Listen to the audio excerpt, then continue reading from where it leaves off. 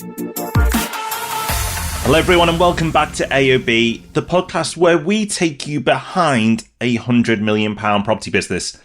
But actually this week we are doing just that. That's why the title of the show is going behind the scenes of a £100 million property business.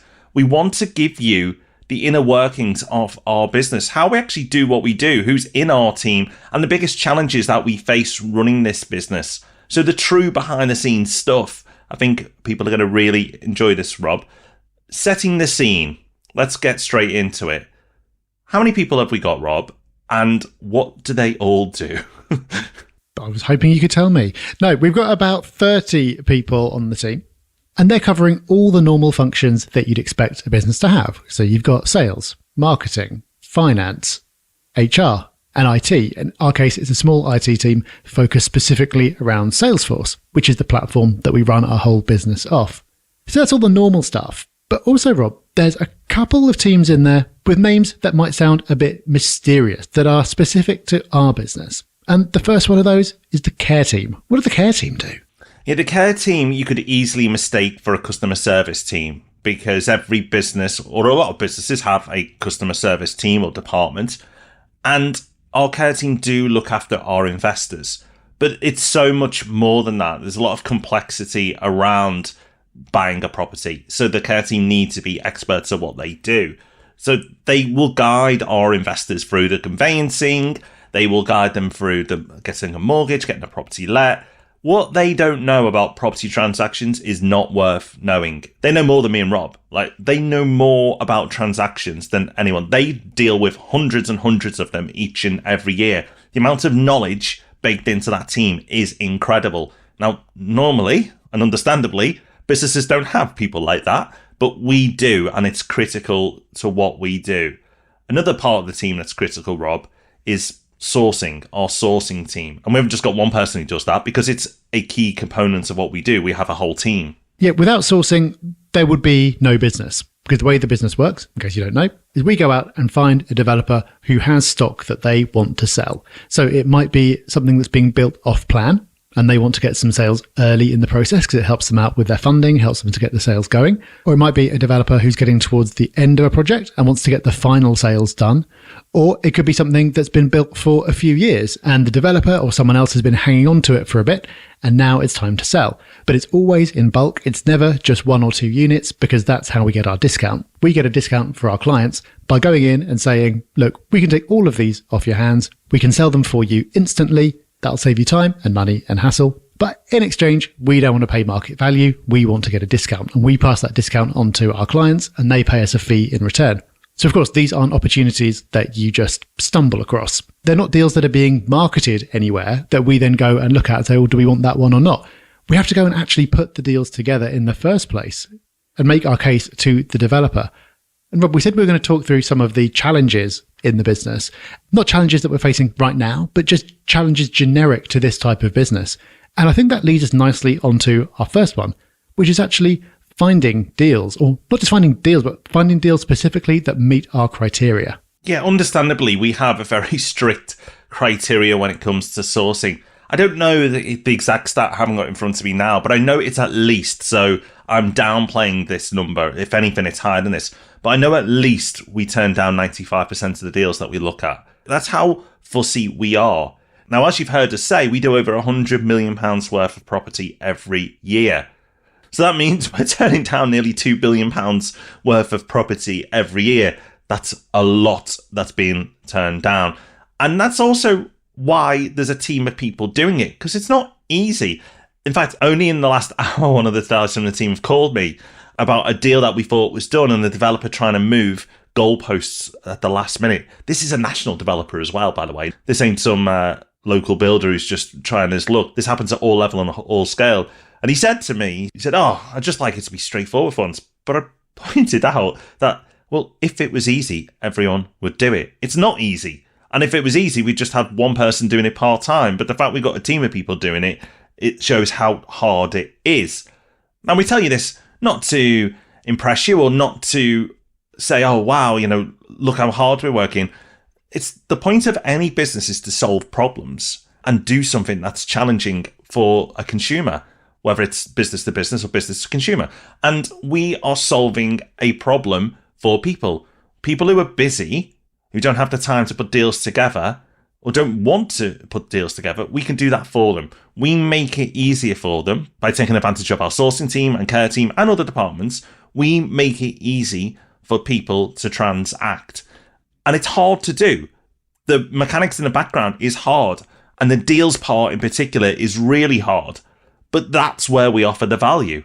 Because if it was easy, there would be no business. There wouldn't be. If it was easy, we'd just do the podcast and we wouldn't have the business. But the fact it's hard means there's a service to be offered. So if you are not in business, but you want to be in the future, you have to solve a problem for others. You have to do something that people don't want to do or don't know how to do and make it easier for them. That's what business is all about, is solving problems, making life easier for other people. I think that's a really important point. And I think it's always easy to look at other businesses and go, oh, that's way easier than mine. I've been guilty of this. But I know a lot of business owners, and I don't know any of them who go, oh, yeah, it's easy. Just set it up and it just kind of works now. It is hard. You're right. You're specializing in a particular problem and solving it and getting paid for solving it. And you're better at solving that than anyone else because you're spending all your time doing it, but it's still hard. It is hard. And Rob, I promise this is not for the drama of the podcast. This has literally just happened. But I've had a phone call just come through, which obviously was on silence because we're podcasting. But the person who's called me is involved in this transaction that we're working on, that this deal where the goalposts have moved last minute. And this person only ever calls me when there's a problem. This person doesn't call me to say, hey, great news of the deal done. Let's crack on. That never happens. This person, and I won't name them, only calls me because they're not part of our direct team. This person only calls me with problems. So I know after we finish recording, I'm going to have to pick that up. But that's the point, right? Like I've said, if it was easy, everyone would just do it. It's not easy. And we're not looking for plaudits. It's business. That's how we justify our worth. Yeah, this is why, by the way, I appreciate that you occasionally give me good news calls. You'll call up and tell me something positive, because that never happens. No one ever calls with good news. You don't want your phone to ring. So that's the first challenge of the business. I would say, Rob, the other main one that comes to mind for me is hiring. And hiring, getting the right people in place, is something else which is common to every business. Hiring is always challenging, especially in a service business, because you want the best people. And if you don't have the best people, your service suffers and the whole thing starts to fall apart. That's common to everyone. I think we've got some particular challenges in this area because of the specialist nature of what we do. So if you think about that sourcing team, how many jobs are there like that in the UK? How many people are there experienced at doing that? Very, very few. It's not a role that's all that widespread compared to if you're going out to hire, I don't know, a bookkeeper. Again, still not easy to get the right person who fits in with the culture of the business and has the skills and everything else. But there are a lot of them compared to this role. So that's really hard. The care team, also really hard to hire for, because you either need to bring someone in who's got a lot of experience of seeing thousands and thousands of transactions, because that's how you build up the knowledge, or you have to be able to identify the right kind of person who's got the ability to do that and have patience and train them up over time. And we've done both of those things historically.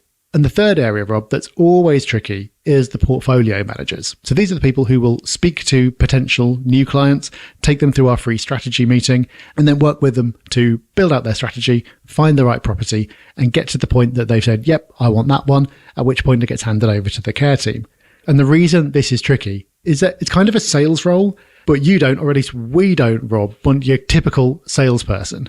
No, far from it. Far from it. This is more of a consultancy role. This person needs to be experienced in property. Most of the team actually are property investors, which is great. And they have to be able to speak with other successful people. You know, the people who work with property and invest have done something right, because that's how they've got the pot of money to invest, and often, you know, significant sums. And they will guide them through that process. And they are the ambassadors for our business. They represent who we are and what we're about. So understandably, we're ridiculously picky when it comes to hiring that person. We can't do the calls. It's impossible. We do all the things we do. We can't do that as well. So these people are representing us and Property Hub and the rest of the team, and they need to be true experts at what they do. So trying to find people who are property experts and are a culture fit is really, really hard. I mean, we've got that role live now. If anyone's interested, by all means, please go and have a look. It's propertyhub.net/jobs. That's propertyhub.net/jobs. net/jobs. It's often a role we are hiring for because we know that it's just so hard to get that person that we just constantly advertise. And when that rare example comes across our path, we take action because they're just so hard to find. So those are the two main challenges to running this type of business. There's something else that we haven't mentioned that I think people would assume was a challenge, but really historically hasn't been, and that is the property market. So of course, extremes in the economy affect every business, right? So when COVID first became a thing and we had those first couple of months where no one knew what on earth was going on, no one was spending any money, no one was focusing on anything, of course, that was an issue for us as it was an issue for everyone. But the property market itself, whether it's going up a bit, down a bit, whatever, over the last, how long have you been doing this for, Rob? 12 years or more? We've been through just about every type of market condition there is, but operated through all of them. And I'd say all of them bring different challenges. They do, but they also bring opportunity as well. And that's why it's such a resilient business. So if you think of a crash, you'd think, well, what business in property would want a property crash? And none. And we don't want one either. Eventually one will come. You have to have a boom first normally, and we haven't had that yet. But you have a boom and then you have a crash, and I'll come to booms in a minute. But when you have a crash, once the market settles down, which doesn't take long, you then have deals. Now, we're always looking for deals, but actually the deals at that point after a crash are ridiculously strong and tend to be for a little while after as well. I'm showing my age now, was working in property before 08 and after 08. And after 08, for a good few years, the type of deals that you put together were phenomenal, incredible. The discount levels were just bonkers. And for a braver investor, it was an incredible time to invest. Now, I say a braver investor because most people, understandably, do switch off. A lot of people are fearful, some people have been burnt, and they don't want anything to do with property again. But actually, the best investors pile in. So even though the masses may switch off to property in those market conditions, and that includes after the crash as well, logically, I'm sure everyone listening can get their head around, once property prices have dropped, it's a good time to buy. Most people logically can get their head around it. Emotionally, most people can't. And that is seen by the numbers and how people interact with property during those periods. But because there are enough switched on people out there, it's actually easy to transact. When it's booming, and we haven't had a boom now for a very, very long time, but when property prices are hot and heated, then everybody wants to invest in property. It's just so easy. We get inundated every time property seems to go a little bit more positive. And as I say, we haven't had a boom, but just by seeing positive spikes in the market, the amount of people who contact us increases dramatically. Again, you wouldn't think so, right? We educate on the podcast and teach people about when to invest and how every part of the cycle is a good opportunity. But still, when it's more favourable out there and prices are going up, more people get in touch. But finally, Rob, probably where we are now in the market, and the nicest point to operate is what the property market's doing right now, which is kind of not a lot. We've had a small drop, and now we're having a small increase in property prices. But it's all modest and small. And again, you'd go, well, why would you want to operate in that market? But actually, there's a lot of advantages to it. Yeah, exactly. If you think about it, we're operating in the middle of a two-sided marketplace. So in a boom, everyone wants to buy, but no developer wants to sell to us at a discount. Why would they do that? When there's a crash, it's the other way around. Great deals are everywhere, but fewer people are interested. So if you've just got a market that's going sideways, well, that's kind of ideal. And it's never the case that everything is completely calm. There's always something at all times that people are concerned about. So in 2015, all the background noise was, what about tax? Because a load of changes had just been made. Then for a very long time, it was, what about Brexit? At the moment, it's what about mortgages? So there's always something that people are concerned about. And I suppose there has to be, because otherwise no one would be worried about anything and you'd have a boom. But even with some kind of background level of concern, if you've got a market that's kind of in balance, I would say like mildly positive or mildly negative are the best conditions for us to operate in, which isn't what people would probably think at first. So there you have it. A bit behind the scenes of our business. We'll bring you more each time we do these episodes, but I think it's useful to understand the mechanics and the general challenges of running our business, but hopefully then it will help you think about other business as well, if you are interested in business, which the fact that you've listened this far into the podcast suggests you are. We've loved reintroducing AOB to our audience, but let us know what you think. Reach out to us on our social platforms. Instagram's probably the best because it's the only one really I use. Rob's on a few more because he's a little more social. But on Instagram, you can find Rob D at the Rob Dix, and you can find myself at Rob_Bence. That's the Rob Dix, Rob_Bence. There are Instagram handles. Drop us a message. Let us know what you think of this pod. And just as importantly, let us know what you'd like in upcoming episodes. We do this for you. We do this to hopefully add some value, maybe a little entertaining, but add value, give education out. So therefore, let us know what you want. Tell us and we will deliver. So check us out on the rest of the things we do. On Sunday, we'll be in the Sunday Times. Tuesday, we'll be back with Ask Rob and Rob. And on Thursday, we'll be back with the main event, the Property Podcast. So until then, take care, have fun, bye-bye. Bye-bye.